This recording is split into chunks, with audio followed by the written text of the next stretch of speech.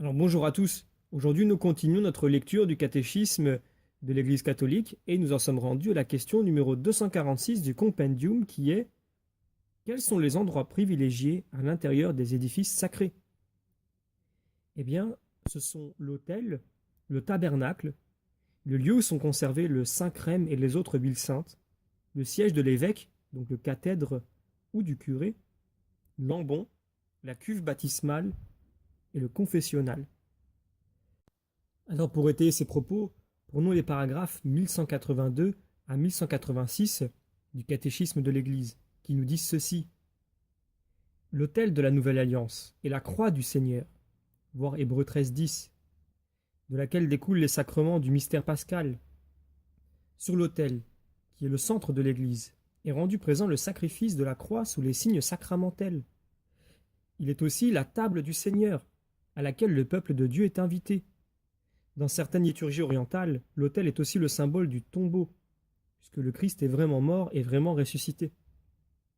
Le tabernacle doit être situé dans les églises en un lieu des plus dignes, avec le plus grand honneur. La noblesse, la disposition et la sécurité du tabernacle eucharistique doivent favoriser l'adoration du Seigneur, réellement présent dans le Saint-Sacrement de l'autel. Le Saint-Crème, ou miron, dans l'onction, est le signe sacramentel du sceau du don de l'Esprit Saint, est traditionnellement conservé et vénéré dans un lieu sûr du sanctuaire. On peut y joindre l'huile des catéchumènes et celle des malades.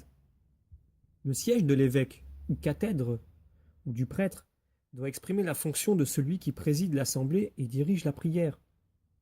L'ambon, la dignité de la parole de Dieu, requiert qu'il existe dans l'Église un lieu qui favorise l'annonce de cette parole et vers lequel, pendant la liturgie de la parole, se tourne spontanément l'attention des fidèles. Le rassemblement du peuple de Dieu commence par le baptême. L'Église doit donc avoir un lieu pour la célébration du baptême, le baptistère, et favoriser le souvenir des promesses du baptême, l'eau bénite. Le renouvellement de la vie baptismale exige la pénitence. L'Église doit donc se prêter à l'expression du repentir et à l'accueil du pardon, ce qui exige un lieu approprié à l'accueil des pénitents. L'Église doit aussi être un espace qui invite au recueillement et à la prière silencieuse, qui prolonge et intériorise la grande prière de l'Eucharistie. Enfin, l'Église a une signification eschatologique. Pour entrer dans la maison de Dieu, il faut franchir un seuil, symbole du passage du monde blessé par le péché au monde de la vie nouvelle, auquel tous les hommes sont appelés. L'Église visible symbolise la maison paternelle vers laquelle le peuple de Dieu est en marche et où le Père essuiera toute larme de leurs yeux. C'est pourquoi aussi l'Église est la maison de tous les enfants de Dieu, largement ouverte et accueillante.